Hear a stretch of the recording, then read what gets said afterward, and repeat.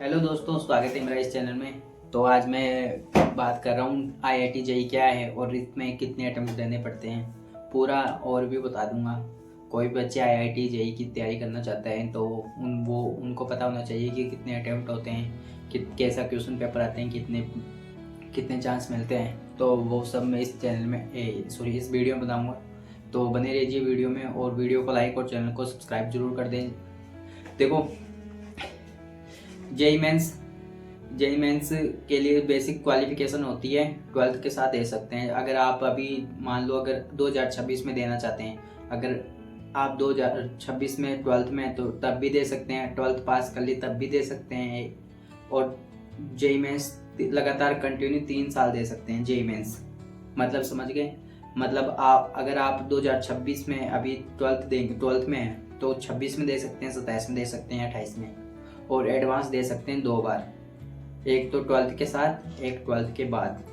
तो याद हमेशा रखना है आपको, जेईई मेंस में 3 अटेम्प्ट मिलते हैं, एक 12th के साथ और एक 2 साल 12th के बाद। मतलब कि अब अगर आप अभी 26 में है तो आपको 26 में देने का मौका मिलेगा, 27 में मिलेगा और 28 में मिलेगा।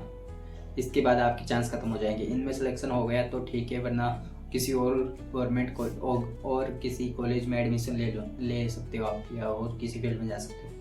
और एडवांस आप दे सकते हो, एक तो 12th के साथ और एक 12th के बाद। मतलब 2 चांस मिलते हैं एडवांस देने के। और इसमें एडवांस में जाने के लिए क्या करना पड़ता है, जेईई मेन से आपको क्या मिलता है और जेईई एडवांस से होने के बाद क्या मिलता है। देखो, जेईई मेंस अगर आपने क्वालिफाई कर लिया, अच्छी रैंक आ गई, तो आपको एनआईटी जा सकते हो, आप ट्रिपल आईटी जा सकते हो, जीएफटीआई जा सकते हो और टॉप प्राइवेट कॉलेज में जा सकते हो, इनमें जा सकते हो। और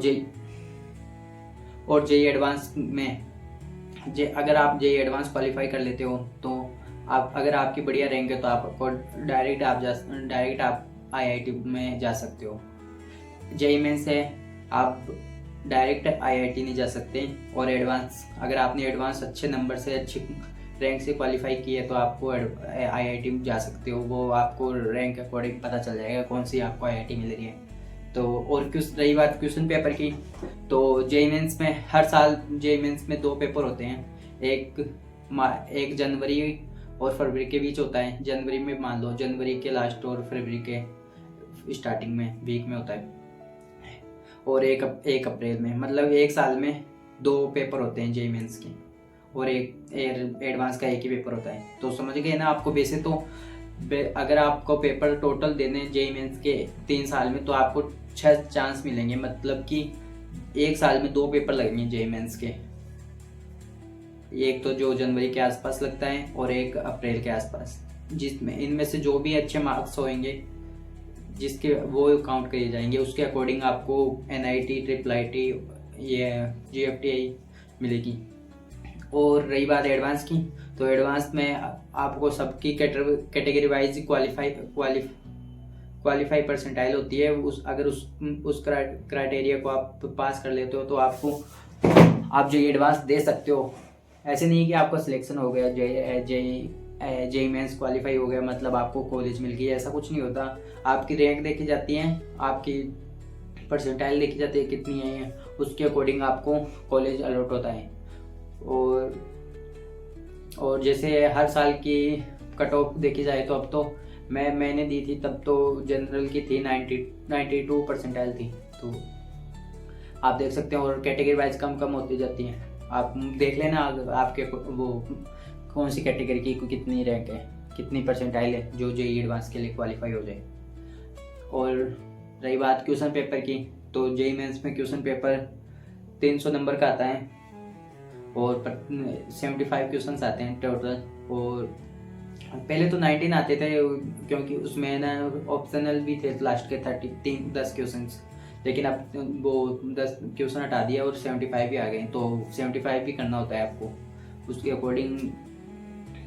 अकॉर्डिंग आपको नंबर आ जाएंगे जितने आप करते हैं। अगर आपका एक क्वेश्चन होता है तो आपको 4 अंक मिलेंगे। अगर एक गलत होता है तो एक 1/4 माइनस हो जाएगा, मतलब 1 माइनस हो जाएगा।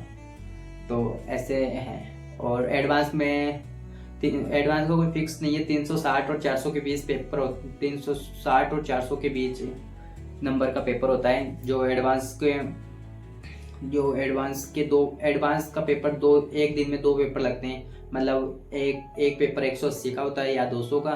अगर 400 का होगा तो 200 का होएगा, और 360 का होएगा तो 180 का होएगा एक पेपर। समझ गए ना आप? तो अगर आप अच्छे इंस्टीट्यूट से प्रिपरेशन कर रहे हो तो इतना हार्ड नहीं है, जेईई मेंस तो बिल्कुल हार्ड नहीं है। अगर आप अच्छे से मेहनत करोगे तो कोई आसान नहीं है, कोई चीज़ हार्ड नहीं है। तो अच्छे से कोचिंग कर, जो भी आपको अच्छी कोचिंग लगे उससे कोचिंग कर लेना। और हाँ, वैसे तो बच्चे 11-12 से स्टार्ट कर देते हैं IIT JEE की, और कई तो और भी नीचे से स्टार्ट कर देते हैं, 9th से 10th से, इनसे भी स्टार्ट कर देते हैं अगर उनको IIT JEE में जाना है, IIT NIT में जाना है। तो ये थी, और इसमें किसी भी चीज़ के लिए डाउट हो तो आप पूछ सकते हो। और वीडियो को लाइक और चैनल को सब्सक्राइब जरूर करें। Thank you, bye bye.